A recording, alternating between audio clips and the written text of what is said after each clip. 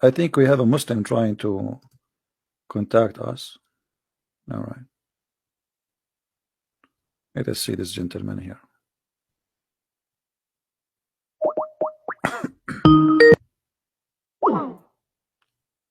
My friend, you said to me, hi, why? You don't want to call me? Or don't want to talk to me? What?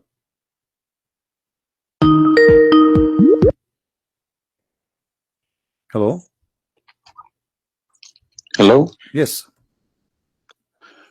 How is it Christian Prince? Yes, we are live on air in YouTube. Everybody hear you. What do you want to say to me, my friend? Okay, I was listening to all these, just checking your references you giving against my Quran. Either you are a filthy fat liar, or all the imams since I was a child have been lying to me, because Islam, I was taught Surah Baqarah ayat 256 says La ikraha fi din. There is no compulsion in religion. Okay. And then another surah, for instance, says Surah Kafirun ayat 6 means your religion is yours, mine is mine. And it's meant to be a peaceful religion, but you are just throwing too many things. I can't even, search for it. Okay. Where'd you get these things from? It's in my head, my friend. I'm a walking library. Let us go one by one.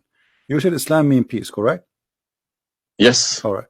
Well, isn't it the Quran in chapter 9, verse number 29, order the Muslims to fight and to kill all the Christians, either they pay the jizya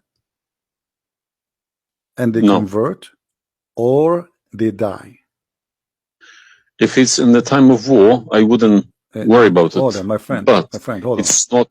Okay, and yes, in the time of war, but the Christian did not wage war on you. It's you waging war. Read with me carefully. This is your Quran, and I can open for you any translation you wish. Which translation you like most? It doesn't really matter as far as it's translated. Okay, Muhammad Yusuf Ali, a Muslim. I'm not going to use any translation. But the problem is you're showing another translation. They all contradict each other. I don't know who to listen to. Okay, this is why I'm asking you which translation you like. Go to Al-Jalalain. Al-Jalalain is more authentic. Is a translation. Jalalain is tafsir. Al-Jalalain is tafsir. Okay. Tafsir Al-Jalalain. All right, so we will go to a tafsir Al-Jalalain. Or to be Ibn Kathir. No problem, no problem. Let us go to, okay, Ibn Kathir. You want Ibn Kathir? Just tell me what do you want. I'm here. Ibn Kathir, please. Ibn Kathir. Okay, Ibn Kathir. Let us go to Ibn Kathir. Give me a second.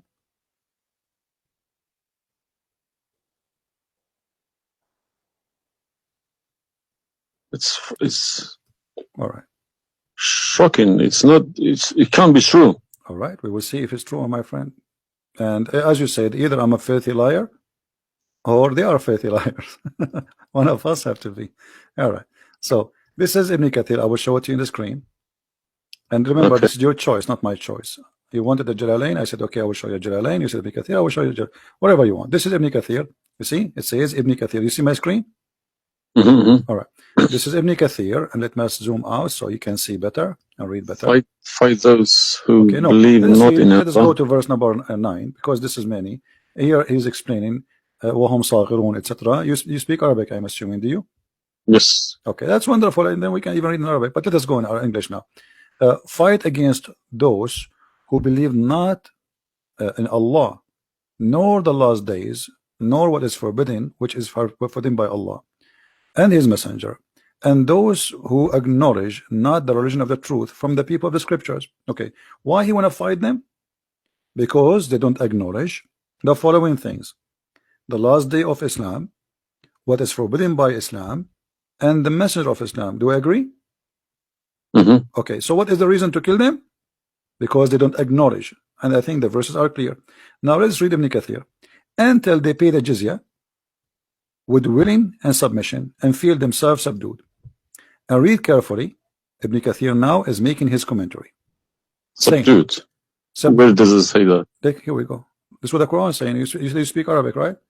It says Saghirun. Saghirun. Saghirun means subdued, humiliated. Okay. Therefore, this is Ibn Kathir talking now, not the Quran.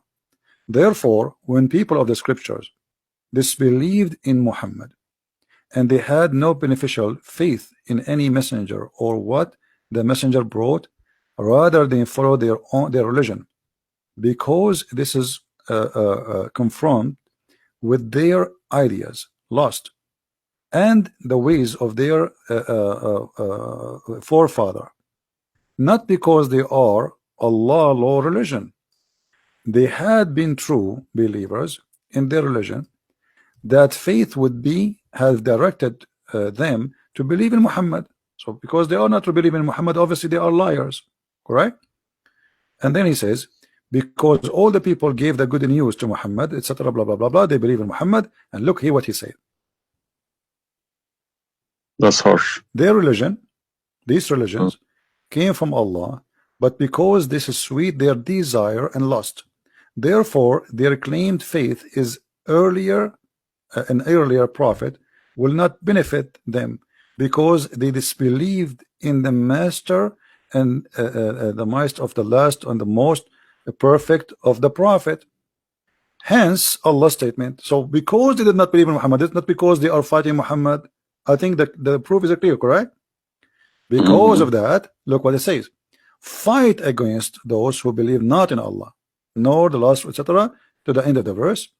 And then it says, this honorable ayah was revealed with the order to fight the people of the book after the pagan were defeated. So Muhammad now, he killed all the enemy. Who's left? He killed the Jews, he killed the, you know, he killed the Arab. Now it's time to finish those Christians and Jews. So the people enter into Allah religion in large numbers. So Muhammad now have a big army because people are scared, terrified, and the Arabian Peninsula was secure under Muslim control. Allah commanded his messenger to fight the people of the scriptures, Jews and Christians. On the ninth years of the Hijrah, he prepared an army to fight the Roman. It's not the Roman who fighted him. He sent a letter to the Romans saying, convert or die. Now, you said to me, battle you specifically referring to? What? Which battle? It doesn't matter. He decided, this is Tabuk supposedly. Muhammad, he went to Tabuk, but he could not make it because he could not get in, you know, he was hoping to be able to attack, but looked like they were ready for him. So he was not able to attack, and he came back after waiting for some time in Tabuk. But then, as you see here, you said to me, Islam teaching you that you have your religion, I have mine, there's no compulsion in religion, blah. So this is in the beginning. You see, what, you know, you speak Arabic and you should know better that in Islam there's something is called abrogation. Yeah, Nasikh Mansukh. When yes. Muhammad, he was weak, he said, okay, you have your religion, I have my religion, because he cannot force them. But as you see here, a verse could be easily abrogated by its diviner, which is Allah. No problem, no problem. But there's no problem with that. Okay, no you problem, you keep insulting Islam by saying it's a cult. Hold on, why you are quoting for me? Let me translate a cult for you. Let me tell you what cult is, my friend. Wait, why you are quoting for me a verse which is abrogated? It's not valid. Because Al-Kafirun, Al-Kafirun and the other verse is not valid. It's abrogated by the chapter of At-Tawbah. Cult is a system. Cult is a system which is directly, personally direct towards somebody, towards someone, a personal figure. Yes. Okay. So if you give me a verse, okay, any verse,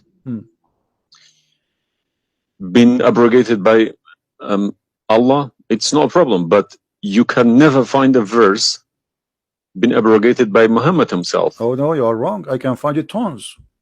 No, you cannot find me a single one. You're just making it up, just throwing too many things. People cannot pick it up. Okay. Let us finish this one, and I promise you I will go right away and I will show you the verses which Muhammad abrogated. But let us agree that what you said about peace is it was not, I'm not going to say you are lying. I will say it was not true. Read carefully. Here it says, the Messenger of Allah marched heading toward Ash-Sham to fight the Roman until he reached Tabuk, where he set a camp, etc. So he could not, he could not do it. He came back, and the condition until they pay the jizya, if they do not choose to embrace Islam. So why we have to pay jizya? Because die or pay. And with willing submission in defeat. Everybody's paying jizya. What's wrong with that? No. You live in America. You pay taxes. No. This is our land. How we pay land? The American occupy Iraq. They will force them to pay jizya because the American occupy them to protect them from the American. That's what your prophet is saying. And look what he says. It says in the verse, and feel themselves subdued, disgraced, humiliated, like etc. Therefore, the Muslims are not allowed to honor the people of the Dhimma or elevate them above the Muslims, for they are miserable, disgraced, humiliated. Muslim reported that Abu Huraira, Allah the Prophet said, don't initiate salam to the Jews and the Christians, and if you meet any of them in the road, force them to the narrowest alley, which means the sewage. This is why the leader of the faithful, Umar ibn Khattab, may Allah pleased with him, demand his well-known conditions to be met by the Christians. These conditions that ensured their continued humiliation, disgrace, etc. Do you see it? So you are saying to me that Islam says you have your religion, I have mine. Those people, they have no guilt except they are Christians, and now you want to humiliate them because they refuse Islam. This is their crime. That's not what I was taught. But I'm showing you the proof, and you are the one who asked me to read Ibn Kathir. Obviously, I'm working and living in a Christian country. Okay, my friend. And I'm working with Christians and Jews. Problem. They respect me so much. No problem. I'm not saying anything. I'm not saying, my friend. Use this verse against them. My friend, I'm not talking about you. This is not about you or me. You might be a wonderful person, but this is not about you and me. This is religion. So you said to me, read Ibn Kathir. I quoted for you live on air what you choose, correct? It was your choice. So obviously Islam is not what some Muslims they think. You are a Muslim, but you've been taught that the Prophet says you have my religion, you have yours. This is when he was weak, it's abrogated. Now we prove to you that the first thing you say to us about Islam, give a freedom of choice. That is a big fat lie they told you. Even the Prophet of Islam, he says, I've been ordered to fight all mankind until they say there's no God but Allah and no prophet but Muhammad. And if they do so, only if they do so, I will stop killing them and shedding their blood. And here we go. All those hadith are sahih and they are accurate. You have not only you have to say the shahada, you have to pray as we pray, you have to fast as we fast, you have to face the qibla, you have to pay the zakat. Is it a hadith? And this is hadith. This is sahih. This is sahih. It doesn't matter hadith or not. This is sahih. Yeah. No, did you say it's hadith or Quran? My friend, this is hadith and sahih, but it is in total agreement with chapter 9, verse 29. Could you show on the screen, please? I'm showing it on screen. You don't see it? It's not coming up. Okay, well, maybe you need to refresh your page. Let me refresh it. 1 second.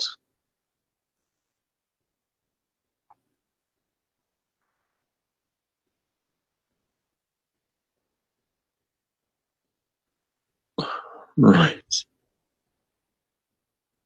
Allah said, I have been ordered to fight the people till they say none has the right to be worshipped but Allah.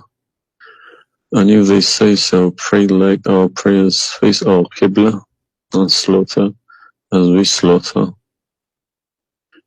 Then their blood and property will be sacred to us, and we will not interfere with them except legally. And their reckoning will be with Allah. So what does that mean? What's the Sahih number? 392. Sahih al-Bukhari 392. I go sunnah.com. Let me check. Sorry, I need to check. I don't trust anyone anymore. No, Bukhari. Right.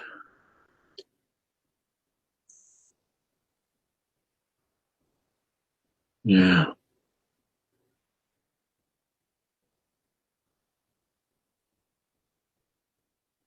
So that means, so this, if this is true, it abrogates Ayah 256, Surah Baqarah, and Surah Kafirun. In the chapter at Tawbah, abrogate everything because Quran is more powerful, right? So the Quran and the Hadith here confirm that what you said to me in the beginning, it was not really accurate, and this is the truth. But tell me one thing. Is there anywhere in the Quran backing up the Hadith? We keep taking the Hadith for granted. No, I just showed you the Quran first, and now I was showing you the Hadith. I did not show you the Hadith first and the Quran second. So the Any hadith, ayat, any verse in the Quran saying you must listen to hadith. oh yeah, there's tons of them, because the Quran, Show me one. okay, hold on. The Quran says whatever the Because Prophet if he Quran gave doesn't you, back up the hadith can no, go no invalid. yeah, no problem. Let me show you. I will show you tons of reference.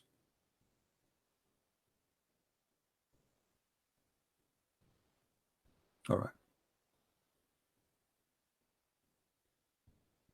Chapter 59, verse number 7. Whatever the Prophet he gave you, you take it. So you take what the messenger assigned to you. Whatever he says to you, you take it. It is an order.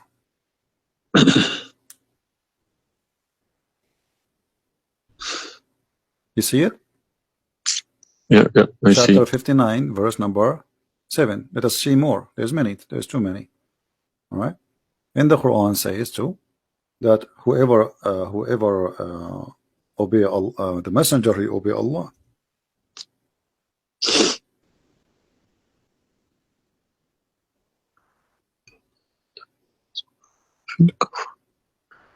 All right. Read with me carefully, please, and you will see chapter 4, verse number 80. He who obey the messenger obey Allah.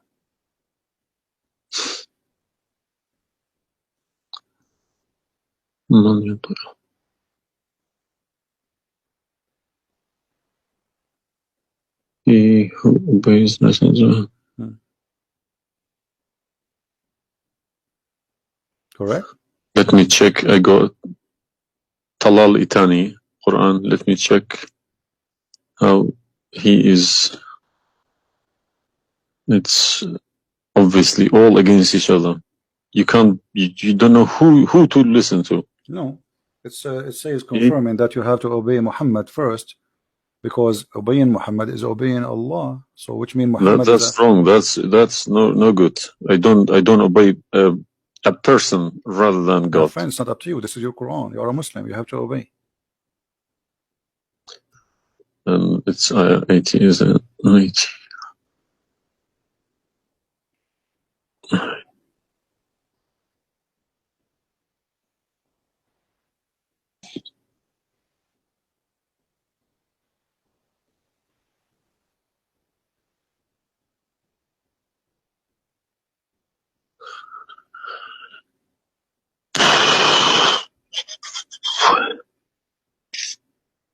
What do you want my help? So you did we confirm this one? No. I can't deny this. Okay. So if was Muhammad a god? He's a perfect god. He's a god, or he's a human like us? He should have been a human. Okay. And because he clearly saying Abdu wa Rasuluh. Okay. Do human do error and mistakes and commit sin? Was Muhammad a sinner? Was Muhammad a sinner? Yes, he was. Okay, the Quran confirmed that too. Thank you. I make it easy for me. So now, how you can obey a sinner, and by obeying the sinner, me or you no, or you Muhammad? can obey. You can never obey a sinner. Okay, so it says here, he obey the messenger, obey Allah. To assume that I can obey Muhammad. I don't allow my children to kiss my hand either. I don't like my friend, people. You see, I'm talking about you or me, with my respect to you. I'm talking about, this is what the Quran is saying. In order to obey Allah, you obey Muhammad first. And this is not my translation, and you speak Arabic. من يطع الرسول فقد أطاع الله ومن تولى فما أرسلناك عليهم حفيظا. Okay, so it's clear. So you have to obey Muhammad. Now, you said to me, when we were talking about Ibn Kathir and killing Christians, you said to me there's no single verse in the Quran was abrogated by Muhammad. Is that correct? Yeah. All right. What about the mut'ah? Mut'ah, well, I've read this briefing about mut'ah. Mut'ah was allowed in Quran. Okay, chapter 4. And Muhammad allowed it too. The same chapter we are reading from, chapter 4, verse number 24. Okay. And do you practice mut'ah today? No. Why? Because my wife is going to kill me. This is not the question. This is not because of. No, I don't believe mut'a is not. No, it's filthy. It's like, Okay, to so me, mut'a sounds like a prostitution business. Okay, thank you. I respect your honesty. You agree that this is prostitution. So why Allah allowed the mut'a? Because mut'a is ujra. It's for you pay money for it. Exactly. Okay. Exactly. It's not a free service. It's you pay somebody to have sex. This is what mut'a means. Exactly. Actually, even Muslim scholars agree that this is about renting a woman, musta'jara. Yeah. Yeah. Okay. Okay. So why Allah He allow you? You just said it's prostitution. Why Allah He allow you to rent women? All I have been trying to do all these years in my life, asking these verses, but I just, convincing myself they're probably a different time of life. Okay, but let us go different back. Needs, no problem. But no, it's you see, why did Moses allow people to do mut'a before Muhammad? Moses is a lot older. Did Jesus allow mut'a? No, I mean that's not a reason. I mean, if we want to find reason, we can find reason for anything. Like you might say to a man who is a rapist, why you rape this woman? Oh, she was wearing short skirt. But that will not change the fact that you are a rapist, correct? If you ask about this, he's a thief. Why you stole? Oh, this guy he have a lot of money, but still you are a thief. This is not excuse. Look what it says here. This is your Muslim website, and those are your scholars saying that Muslim women, when she have the contract of mut'a, in some works, a special terms applied. Women who practice mut'a, musta'jara, or rented women.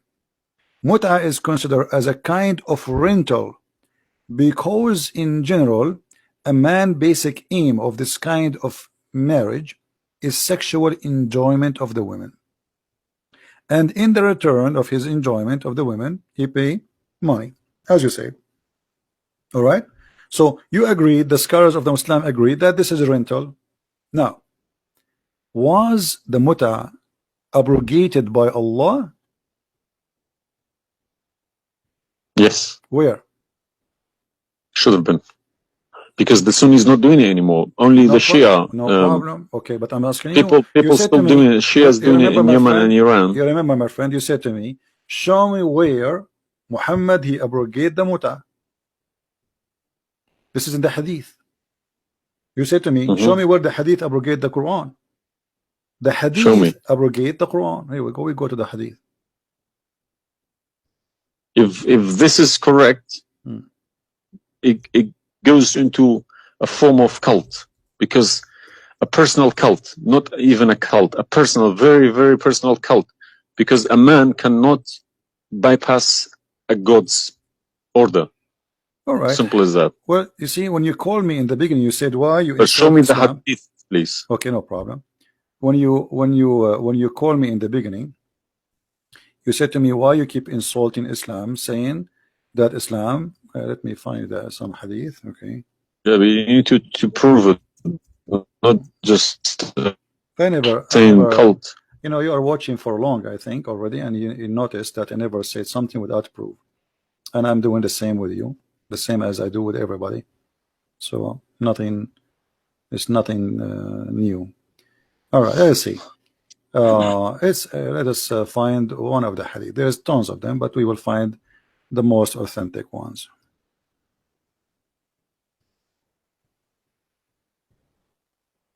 All right.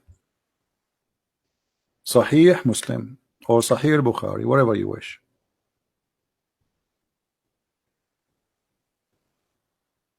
Let us go with this one right in the top.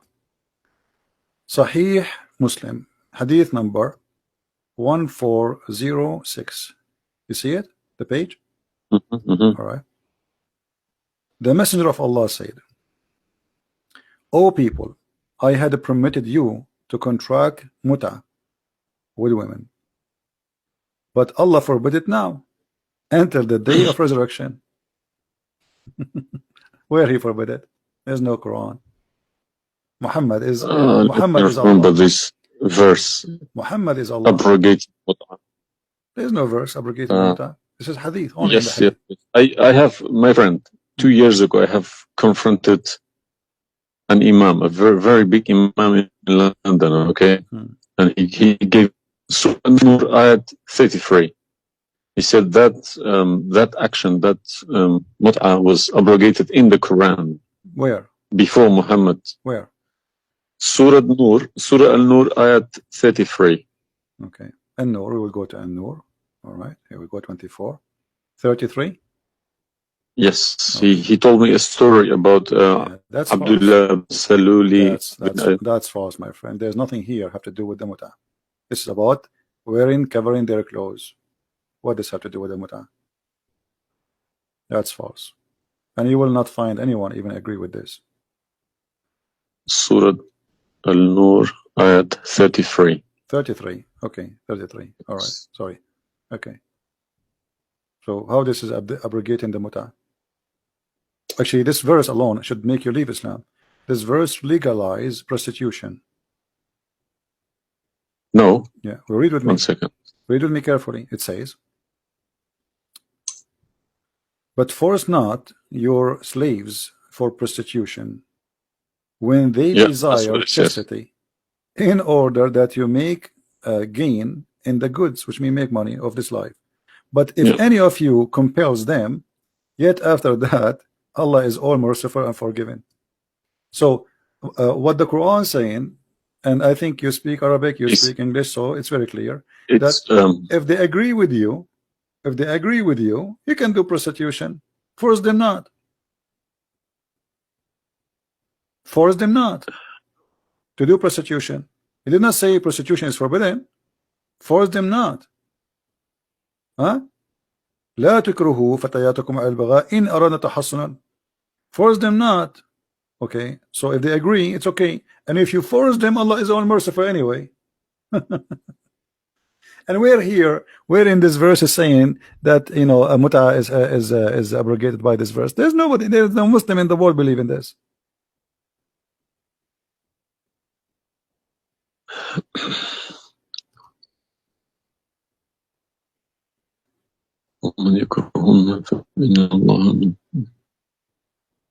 If Allah is Ghafur Rahim for who? For it doesn't matter. There's no penalty, there's no punishment, and prostitution is allowed.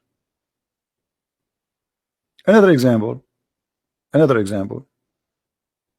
Allah, He sent down 10 verses for breastfeeding. You mean breastfeeding, like for men? Kids. For men, no, for men. Would you breastfeeding for what? For men. Allah, He allowed Muslim women to give their breast to a strange man to suckle them 10 times. What, in the Quran? My friend, this is in the Quran, yeah. This was in the Quran, but it's not in the Quran no more. And the wife of Muhammad, she used to order any man who want to enter upon Aisha to suckle the nieces or the sisters of Aisha. Read with me carefully. Yahya related to me from Malik, from etc. from that Aisha, the mother of the believer, sent him away while he was being nursed to her sister Umm Kulthum bint Abi Bakr as-Siddiq, and he said, suckle him 10 times so that can come to see me. Okay, I want to ask you, where is this chapter, where is this verse in the Quran now? No, you can't see anything in like that in the Quran. Okay, where it is? I don't know. You tell me. I will tell you, no problem. If it's nowhere, if it's not in the Quran, it doesn't exist. No, it exists. But what happened, a goat did eat it. So we can say in this case, it's not really Muhammad who abrogated this, it was the goat. Read with me carefully. The verse of stoning to death and stoning and breastfeeding for adult 10 times was revealed, and the paper was with me under my pillow. When the messenger of Allah died, we were preoccupied with his death, and a tame sheep came and ate it. Down there it says, these verses were abrogated in recitation, but not in ruling. How you can abrogate something in recitation? I mean, this is funny. It's shocking, not funny. All right, well, for me, it's funny. It's stupid too. Stoning and breastfeeding, not just one. Yeah. But this meant to be memorized, okay? No, it's not. That was the time when the Quran was not written. My friend, all the Quran at that time was memorized anyway. So when you say meant to be, did Allah says to you which one you memorize, which one you write down? No, He gave you Quran, and then later Uthman, he decided what to write down. And as you see, even the goat ate what is written. It was not meant to be memorized. It's written, and it was under the pillow of Aisha, which is the pillow of Muhammad. So it's meant to be written. This is why the goat ate it. Otherwise, if it's only memorized, well, the goat will not be able to eat something memorized. Don't know what to say, to be honest. I'm gonna have to go to the mosque tomorrow evening and in front of everybody confronting these imams, because they each translation contradicts the other. They are. I don't understand, why should I lie about my God?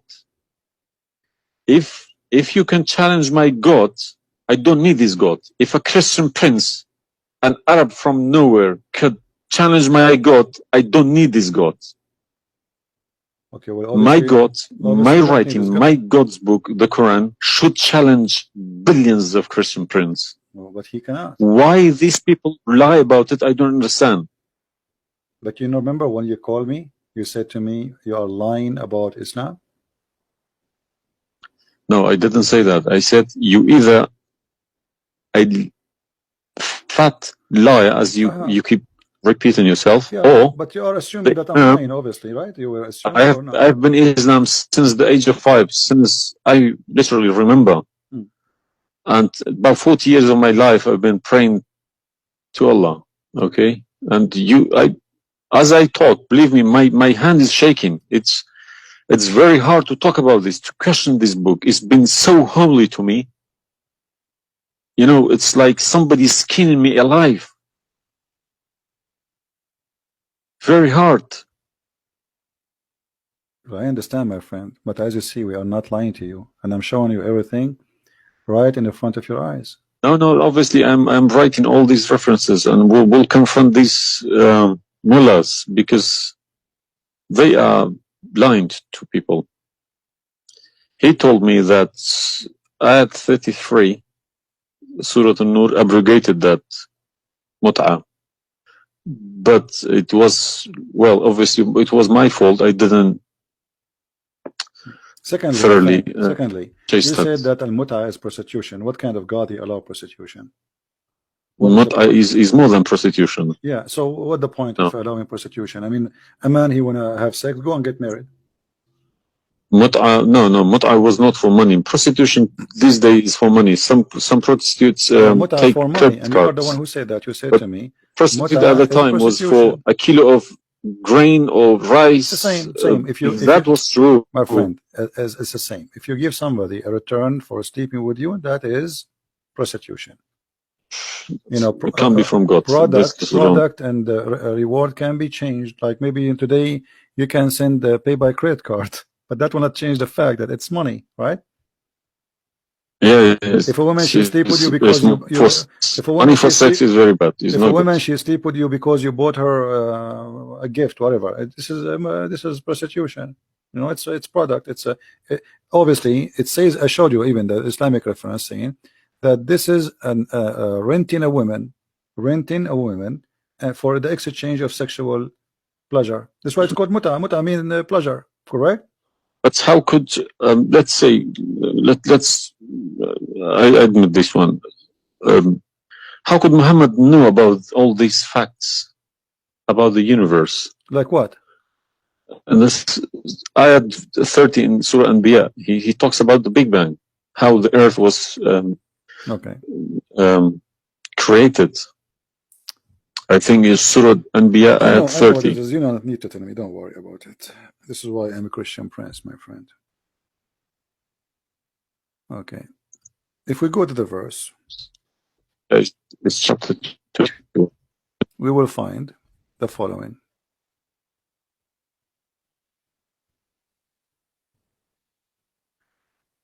chapter 21, verse number 30. Right away you will see in the beginning that there is something silly and stupid in the verse. Read with me the first line, please. Can you read it for me? Yeah. Okay, what it says.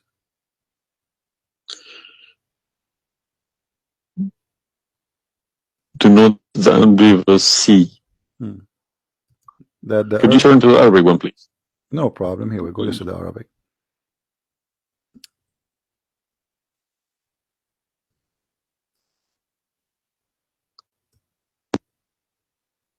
أولم يرى الذين كفروا أن السماء والأرض كانت رتقا ففتقناهما. Did you notice with me what is a stupid mistake there?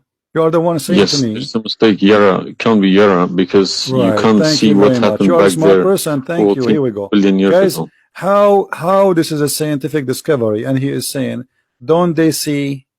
Yara. Okay. So what he's talking about? They are talking about that the Arab at that time believe that Allah, he raised the sky up. It was together and he raised them up. Where is the Big Bang? It says that the earth and the sky were joined together, which means there was earth and there was a sky. This is not what the Big Bang is saying. I don't believe in the Big Bang, by the way, but I'm going with you. So there is earth, there is a sky, or what we did, we split them. But this is not true. But Big Bang is not the fact. Big Bang is the most. It's a theory. It is a theory. Most, well, no, it is a theory. plausible theory, you can say. Well, yes. This is up to you. But anyway, the Quran did not only here he make a mistake. Secondly, if you read the chapter you choose, it says, and we had set on the earth mountains standing firm, so it should not shake on them. The fact is, the mountains are not set on the top of the earth. The mountains are coming down from the deep earth. When the tectonic plates, they meet each other. The mountain is a product of volcanoes. Volcanoes or tectonic plate. Like when tectonic layers erupt. Okay, so but here is saying the opposite. All the lavas. Allah, he placed the mountains in the top of the earth, so it's not going to shake on us. So the Quran describes 31. Huh? Did we say 30 or 31? We are reading both 30 and 31. So the first one is wrong. Secondly, and we will explain to you how he claimed that the first one, how it worked. So now Allah he left up the sky, and later we'll show you in different verse he made it a roof. And here he's saying that Allah he placed the mountains in the top of the earth. Do you believe in this? Is that accurate or this is false? Scientifically, this is doesn't make sense to me. Okay, but you are the one who chose this chapter for me, not me.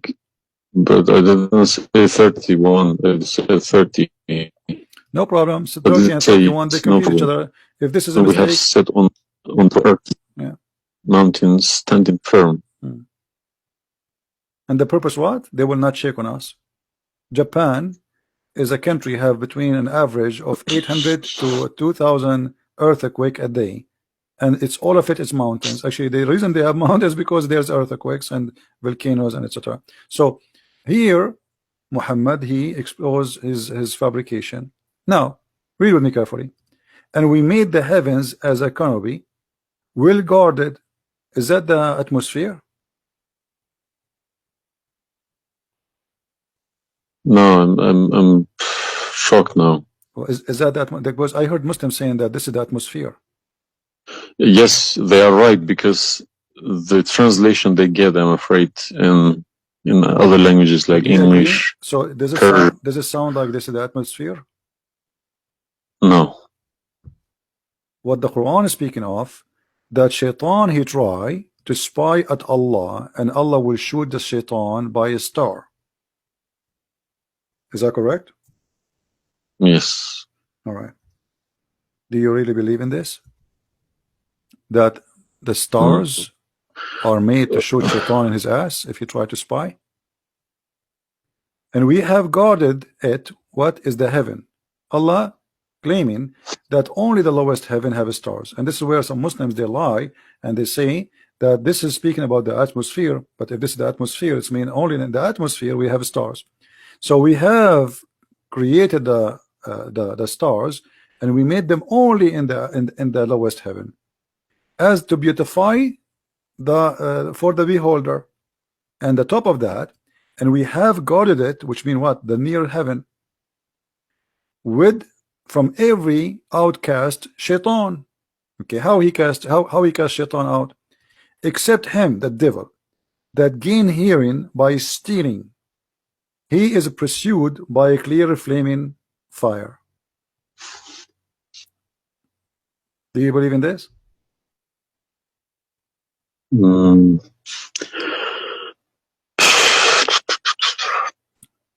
How Allah showed shaitan, Muhammad, he captured the shaitan, he tied him up in the column of the mosque. So such a small tiny creature, Allah, he will shoot a star